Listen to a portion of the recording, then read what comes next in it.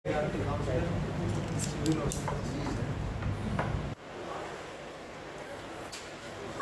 Dr. Shreya, Medical Officer of FIRT Department, Civil Hospital System. Myself, Dr. Pradeep Goyal, Deputy CMO, HIV Department, CSR. Myself, Dr. Nivan, ICTC Counselor, Jiला Nagari Surgical System.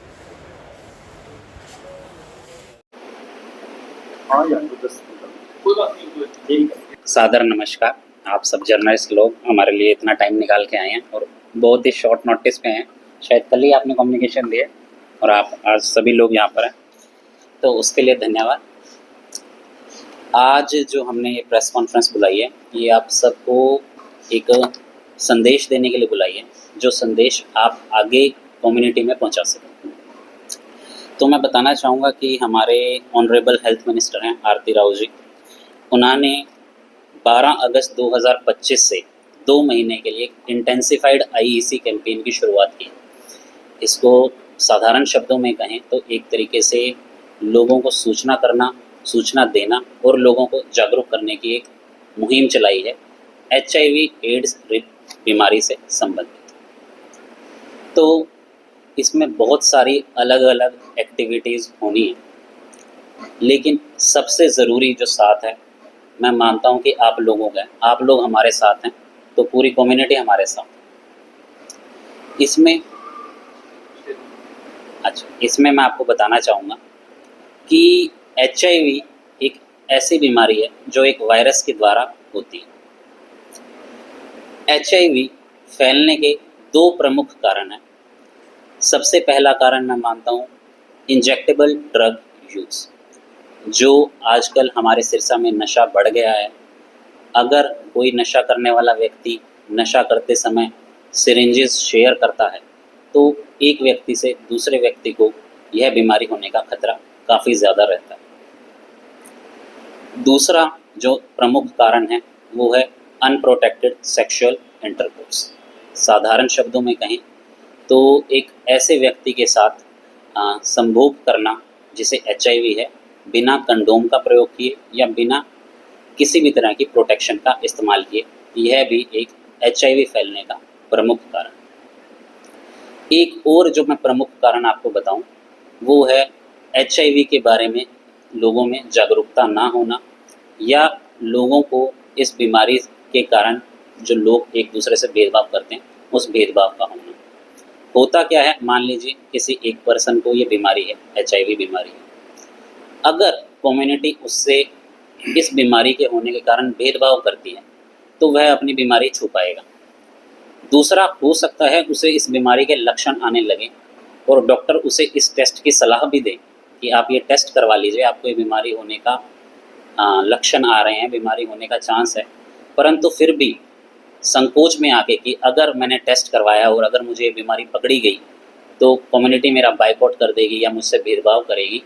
इसके कारण कोई भी मरीज इस test को करने से कतराते हैं या कम इच्छा रखते हैं कि ये टेस्ट उनका हो।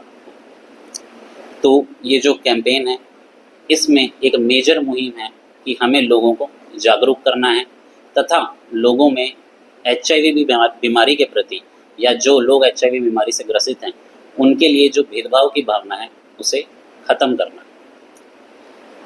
अगर HIV की ये भेदभाव की भावना ख़त्म हो जाती है तो रिज़ल्ट क्या निकलेगा?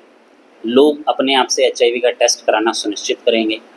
HIV अगर बीमारी उनको डायग्नोज हो जाती है तो आज हमारे पास ऐसी दवाइयाँ हैं कि एक HIV से ग्रसित मनुष्य एक कंपेरेबल लाइफ जी सकता है एक ऐसे मनुष्य से जिसको HIV बीमारी नहीं है। आज से 15 साल पहले की बात करूं तो शायद जो हमारे पास दवाइयाँ थी वो इतनी कारगर नहीं थी और उनके साइड इफ़ेक्ट्स कुछ ज़्यादा रहते थे, उनका फेलियर रेट ज़्यादा था, हमें दवाइयाँ बदलनी पड़ जाती थी। पर आज की डेट में जो हमारे पास HIV दवाई का रेजिमेन है, बहुत ही सक्सेसफुल रेजिमेन है। साथ ही में जैसे मैंने बताया एक कंपेरेबल लाइफ वो जी सकते हैं एक ऐसे मनुष्य के जिसको HIV नहीं है, अगर वो समय समय पर दवाई लेते रहते हैं, समय समय पर डॉक्टर की सलाह मानते हैं तथा समय समय पर अपने टेस्ट करवाते रहते हैं। एग्जैक्टली कंपेरेबल लाइफ वो जी सकते हैं एक ऐसे मनुष्य के जिसे HIV नहीं है। एक और चीज़ मैं आपको बताना चाहूँगा कि HIV एक ऐसी बीमारी है जिसका इलाज मैंने बताया वो संभव नहीं है, कम्प्लीटली क्योर करना पेशेंट को संभव नहीं है। हम मरीज़ को दवाई देकर उसके शरीर में जो HIV वायरस है उसको इतना कम कर सकते हैं कि वो मरीज़ को प्रभावित ना करे। लेकिन अभी की बात करें तो हमारे पास ऐसी कोई दवाइयाँ नहीं हैं कि हम एक HIV ग्रसित मरीज़ को दवाई देकर पूरी तरह से ठीक कर दें और उसकी दवाई बंद कर दें। अगर किसी मरीज़ को HIV हो जाता है तो उसको आजीवन HIV की दवाई लेनी होती है।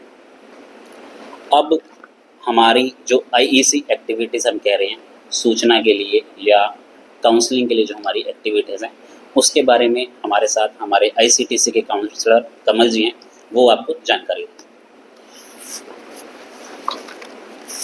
को कि जैसे HIV एड्स की हमारी कई मेरे से जर्नलिस्ट पूछते हैं कि आपने कितनी मतलब पेंशन भी आती है इसकी, कई का सवाल होता है कि पेंशन दे दी नहीं दी दी। और तो हमने आपको बताना चाहूँगा कि हमारे जितने भी हमारे पास आती है डॉक्यूमेंट्स आती हैं उसका कुछ क्राइटेरिया होता है पेंशन का। सरकार की एक स्कीम है पेंशन की, कोई भी HIV संक्रमित महिला या पुरुष है तो उसे 3 या 4 डॉक्यूमेंट्स होते हैं, अगर वो जमा करवाता है तो उसके खाते के अंदर सरकार 2250 रुपये पेंशन के तौर पर देती है उसके भरण पोषण हेतु।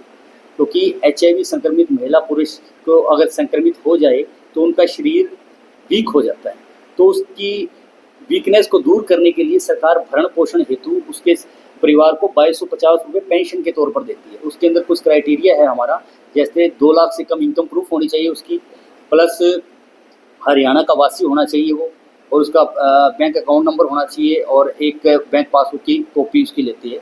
ये 4 या 5 डॉक्यूमेंट हम लेते हैं, उसके बाद उसकी खाते में हम पेंशन स्थानांतरित कर देते हैं। आपने काम तो बताया चले किसी व्यक्ति के अंदर कोई HIV संक्रमित है, हम कैसे आइडेंटिफाई करें?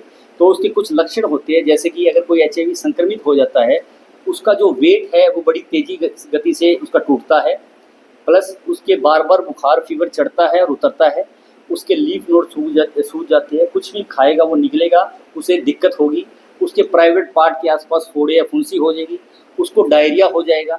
तो ऐसी अगर कुछ किसी के अंदर लक्षण महसूस होते हैं तो आप अपना फ्री ऑफ कॉस्ट निःशुल्क यहाँ आप अपना टेस्ट करवा सकते हैं। और मान लीजिए कोई संक्रमित भी आ जाता है, कई व्यक्ति ये अब हमारे समाज में ये धारणा है अगर कोई HIV संक्रमित होगा, हमारे दिमाग में एक चीज़ आती है कि किसी ने गलत चीज़ किया हो इसने शायद, तो ऐसा कुछ नहीं है। मैंने जैसे आपको पहले ही बताया 4 रीज़न है इसके, उनमें से भी कोई रीज़न हो सकता है। तो आपके थ्रू मैं यही कहना चाहूँगा कि समाज में HIV ग्रसित व्यक्ति के प्रति वो धारणाएं हैं कि मतलब ये हमारे से अलग है, ऐसा कुछ नहीं है, वे भी आपके और हमारे तरह ही आम इंसान है। तो आप इन्हें अपनाएं, उन्हें उनसे दूर ना भागें। अगर कोई संक्रमित भी है तो आप यहाँ आके उनकी काउंसलिंग ले सकती है, उनकी मेडिसिन स्टार्ट कर सकती है। काउंसलिंग पूरी तरह गोपनीय रहती है, हम उसका स्टेटस आगे किसी से भी डिस्कस नहीं करते। इस वजह से भी तो हो सकता है क्योंकि पहले जो RMP डॉक्टर्स होते थे वो एक ही इंजेक्शन बारी बारी यूज़ कर लेते थे, बट अब हम क्या करते हैं कि एक इंजेक्शन एक ही पर्सन को यूज़ होगा और उसको प्रॉपर प्रोसीजर के साथ डिस्कार्ड किया जाएगा कि सेम इंजेक्शन दूसरे पेशेंट को नहीं यूज़ होगा। इसकी मैं आपको एक बात बताना चाहूँगा। चोपटा से मेरे पास एक कपल आया, लड़की की उम्र थी 24 साल, लड़की की उम्र थी 22 साल। और वो जब मेरे पास काउंसलिंग के लिए आए, उनकी आंखें सूजी हुई थी और दोनों आगे रोने लगे कि जी हमें एड्स हो गया। तो हमारे समाज के अंदर ये गलत धारणाएं हैं कि एड्स हो जाता है तो आदमी की लाइफ ख़त्म हो जाती है। लेकिन मैं आपके मीडिया के माध्यम से आपको बताना चाहूँगा HIV और एड्स दोनों अलग अलग चीज़ें हैं, लोगों को ये क्लियर नहीं है। HIV एक वायरस है जो हमारे शरीर की प्राकृतिक प्रतिरोधक क्षमता को कम करता है, जिससे हमारा शरीर वीक हो जाता है। और वीक होने के बाद कई तरह के अवसरवादी रोग है, TB है, निमोनिया है, डायरिया है, 3 या 4 बीमारियां हमारे शरीर में आ जाती है, बंच ऑफ डिजीज़, उसे एड्स बोलते हैं, acquired amino deficiency syndrome. HIV एक वायरस है, अगर वायरस की मात्रा अगर शरीर में ज़्यादा हो जाती है तब एड्स बनता है, ना कि HIV एड्स है। तो ये लोगों के अंदर मिसकॉन्सेप्चुअल है कि एड्स हो गया तो ज़िंदगी ख़त्म है। HIV कोई गंभीर बीमारी नहीं है, अगर वो टाइम टू टाइम मेडिसिन ले, ART की मेडिसिन ले, जैसे मैंने पहले बताया पूरी दुनिया में कहीं कोई इलाज नहीं है, सिर्फ ART की मेडिसिन लेके वो लंबा जीवन जी सकता है। और ART 3 चीज़ों पर निर्भर है सर, जहाँ HIV पेशेंट की मेडिसिन चलती है 3 चीज़ों पर निर्भर है। सबसे पहले ART कहती है आप टाइम टू टाइम मेडिसिन खाएँ। दूसरा ART कहती है कि आप अपनी न्यूट्रिशंस का ध्यान रखें, डाइट खाएं। तीसरा ART कहती है कि आप एक्सरसाइज करें ताकि आपकी इम्यूनिटी बनी रहे। तो अगर ये 3 चीज़ों का कोई मरीज अगर अपनी ज़िंदगी दिनचर्या में कर रहा है तो लंबा जीवन हमारे जितना ही जीवन जी रहा है। हमारे पास यहाँ ऐसे पेशेंट है सर 15 से 20 साल तक ले रहे दवाइयाँ, कोई दिक्कत ही नहीं है। मेन इसमें है आप अपनी इम्यूनिटी बना के रखें। जैसे ही आपकी इम्यूनिटी लो होगी कई तरह के रोग आपके अंदर आ जाएंगे और वो एड्स बनने का चांस रहता है उसमें। ये 97 है नंबर, जिसमें हम कोई भी पेशेंट को अगर कोई भी पर्सनल बात भी करनी हो कि उसको हो गया, वो किसी और से बात नहीं कर सकता, तो इस नंबर पे वो कांटेक्ट कर सकता है और उसका नंबर है 1097। बस अराउंड 3600 पॉजिटिव पेशेंट है जो रजिस्टर्ड है डिस्ट्रिक्ट में। 3600 अराउंड पेशेंट्स रजिस्टर्ड है हमारे पास HIV ART डिपार्टमेंट में। HIV के अपने आप से सिम्टम क्या आएंगे कि मुझे कमजोरी रहने लग जाएगी, मुझे बुखार रहने लग जाएगा। ये टीबी नहीं है कि खांसी आएगी मैं सोच लूँगा कि मुझे टीबी हो सकता है। कमजोरी रह रही है, बुखार रह रहा है और आपको बार बार बीमारियाँ और यहाँ दस्त रह रही हैं। अब दस्त को कोई ये भी मान सकता है कि यार मुझे तो दस्त है, मैं वैसे जा रहा हूँ डॉक्टर के पास, पर कोई ये नहीं सोचता कि यार मुझे बार बार दस्त हो रहे हैं, शायद HIV हो सकता है। तो आप ये ज़रूर लिखें कि हाँ HIV बीमारी में कमज़ोरी, अगर आपको कंटिन्यूस कमज़ोरी रह रही है, बुखार आ रहा है, दस्त आ रहे हैं, आप बार बार बीमार पड़ रहे हैं, तो आप अपना HIV का टेस्ट ज़रूर कराएं। ऐसा ना हो कि HIV बीमारी होने के कारण आपकी इम्यूनिटी कम हो गई है, इसलिए आपको बार बार ये बीमारियाँ लग रही हैं। तो ये बात बहुत ज़रूरी है। और जो मेडिसिन हम ले रहे हैं, एक बार तो आप ठीक हो रहे हो, फिर उसके बाद दोबारा रिअकर हो रहा है, उसका रेकरेंस रेट ज़्यादा हो रहा है, उससे भी हो सकता है। इम्यूनिटी लो गई है इसलिए वो बार बार बीमार रहता है। तो ये बिल्कुल सही सवाल है कि हर बीमारी में हमें पता होता है बुखार आ रहा है या डेंगू हो सकता है, आम पब्लिक भी टेस्ट करवा लेती है, पर आम पब्लिक को ये नहीं पता कि HIV का टेस्ट कब करवाएं। पेशेंट होता है ना, बार बार बुखार चढ़ेगा उतरेगा, चढ़ेगा उतरेगा, और उसका वेट है रिड्यूस होगा और बार बार सोने का मन करेगा उसका, मतलब शरीर थका रहेगा ना, इम्यूनिटी वीक होगी, ऑब्वियस है कमजोरी होगी और वो सोने का मन करेगा। माध्यम से हम आपसे एक बार फिर से यही एक आग्रह करना चाहते हैं कि आप जो भी हमारा ये कैंपेन चल रहा है, मैं आपको जो भी हमारी एक्टिविटी होगी उसकी वीडियोस है, उसके इमेजेस है, आपको शेयर करता रहूँगा, प्रेस नोट भी भेजता रहूँगा। तो आपसे यही अनुरोध है कि ज़्यादा से ज़्यादा इस कैंपेन को आप अपने मीडिया के अंदर इसको जगह दें ताकि लोग ज़्यादा से ज़्यादा इसके प्रति अवेयर हो सकें।